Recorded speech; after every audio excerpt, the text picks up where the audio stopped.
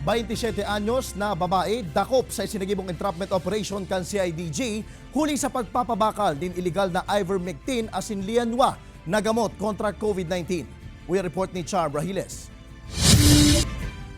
Arestado ang sarong 27 anyos na babae makalihis na madakop kan Criminal Investigation and Detection Group o CIDG na subuot nagpapabakal ng dairehistradong bulong kontra COVID-19 sa Barangay San Francisco sa siyudad ni Naga.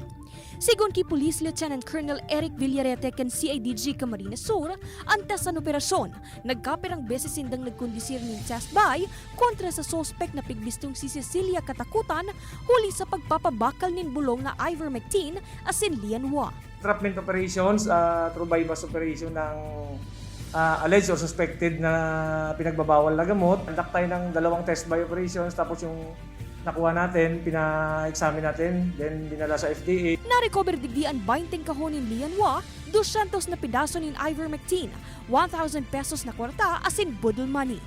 Ang suspect mayong special permit asin license to operate sa pagpapabakal asin regulasyon kan bulong.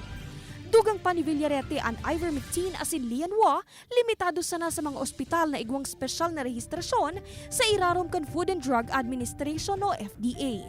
Ang suspect pwede subuot mahampang sa kasong pagbalgar sa RA 3720 as amended by RA 9711 o Food and Drug Administration Act of 2002.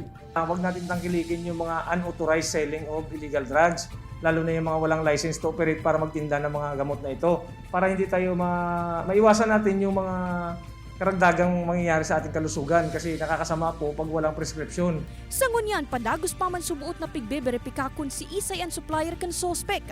Mantang ini, nagdidinir na sa kustudiya kan CIDG, makalihis na isa irarom sa inquest proceedings.